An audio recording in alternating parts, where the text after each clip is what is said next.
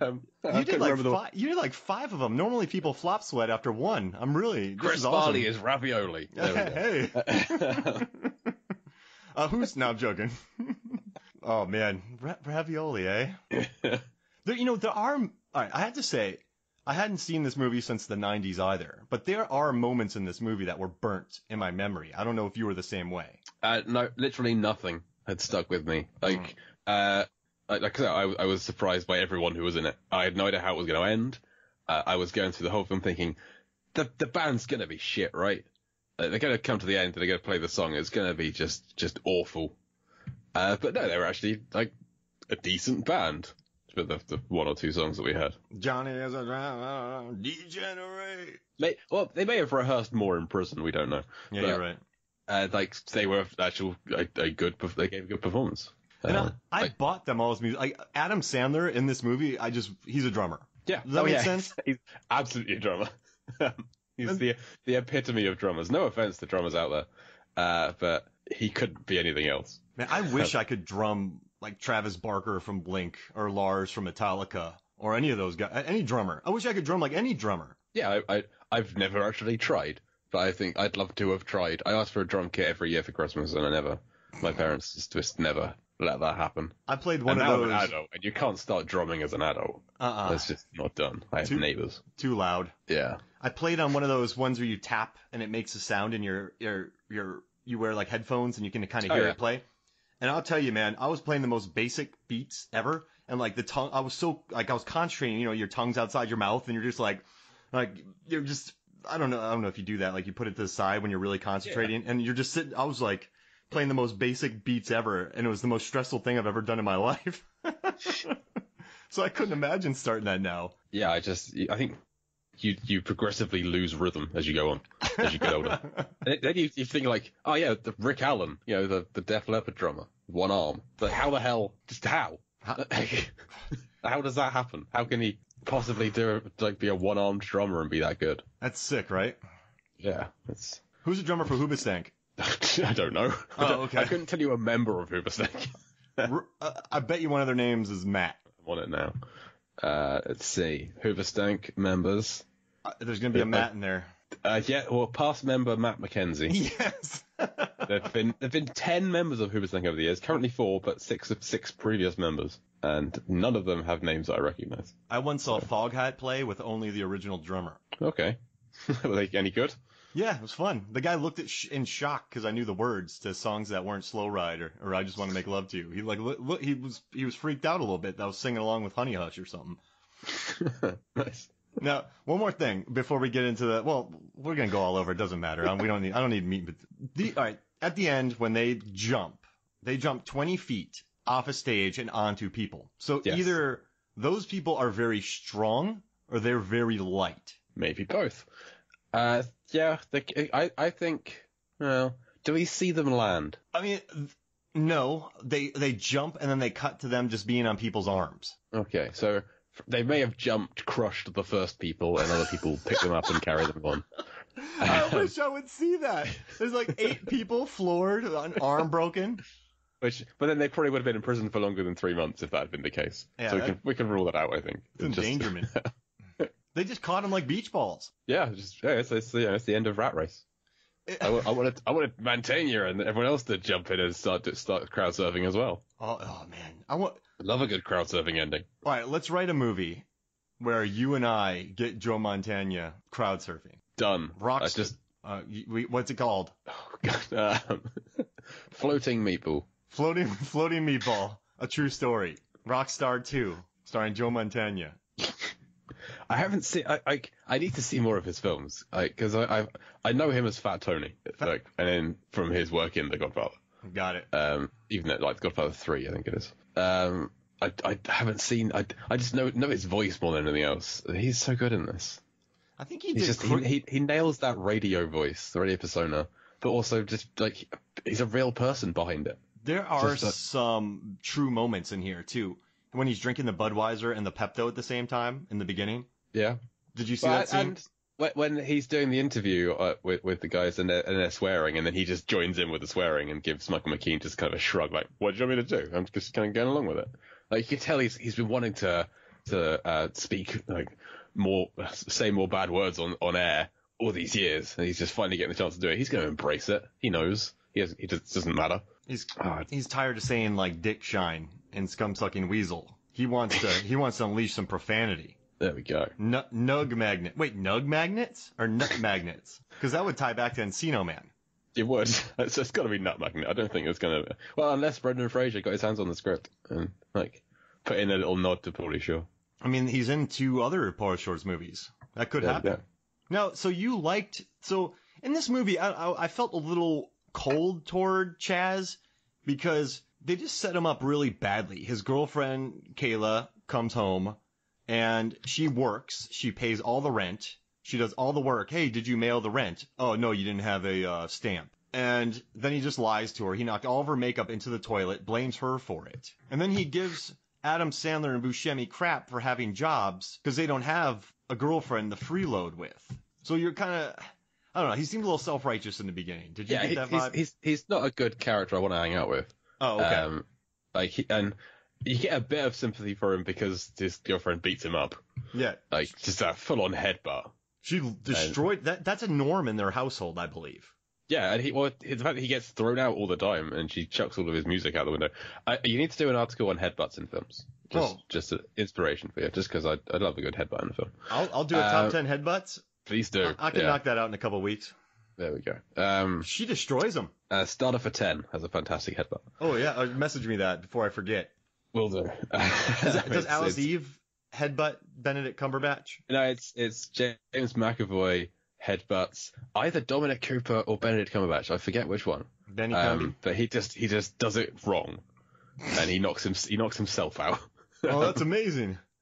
I picture nowadays McAvoy, he could really do a great headbutt. I reckon he could, yeah. If he goes, if he like shaves his head, yeah, for like goes full X-Men on it. If he shaves his head for X-Men and then goes full filth, just channels his filth character, I reckon he could probably kill someone with a headbutt.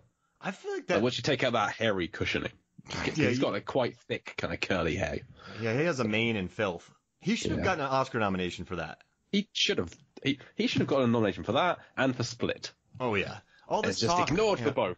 All this talk, like everyone's like, Lupita should be nominated like this year for horror, and I think that'd be good for horror moving forward. But part of me just grumpily mumbles like, oh well, so should have McAvoy. Like I don't. It's, she did 2 different performances. Oh, that's nice. Yeah, just 2. McAvoy's everywhere with 13.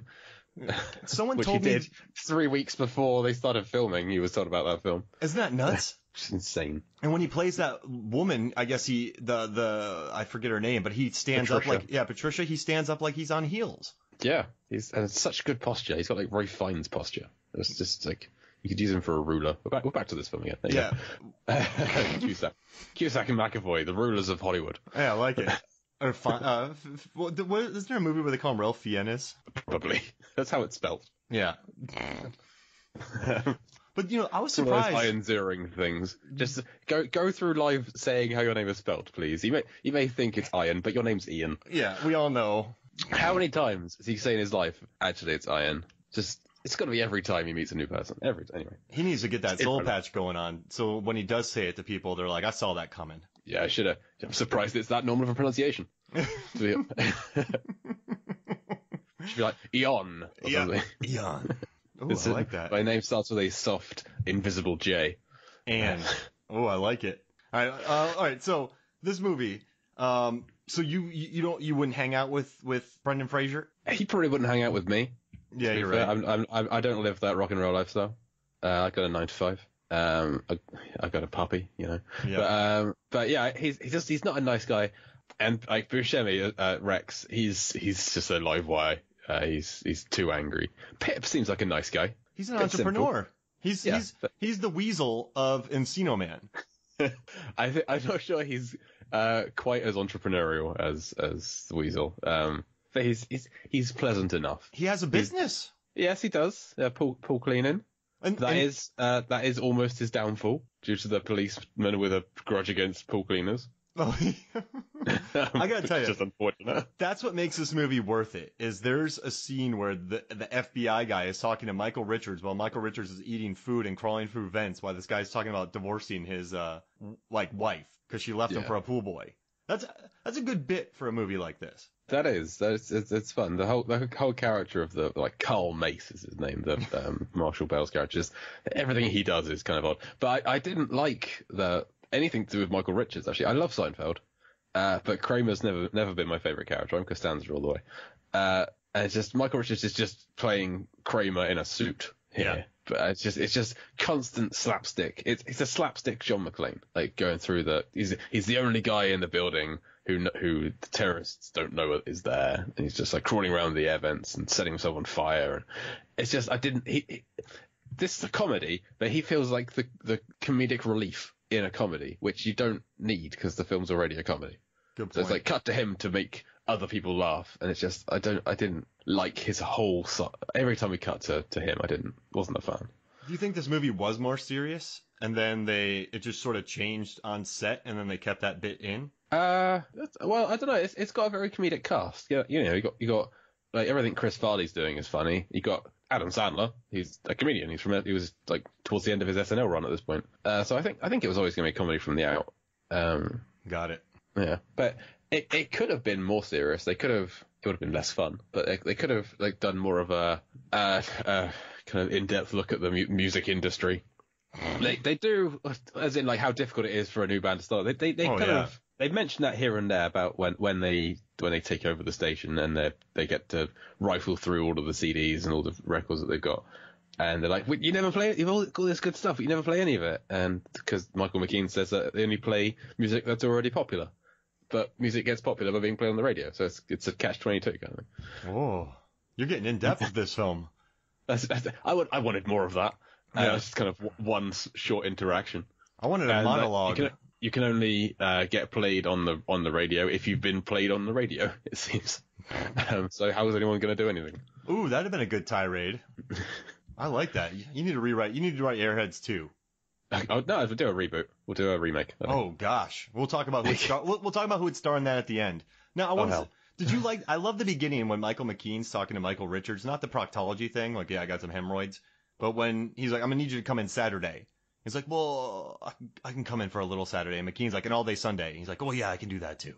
It's very office space. Yeah, I love how he just talked him into it though. It was McKean, I could see him doing that to people. I love that. He's good at playing the kind of the slimy exec.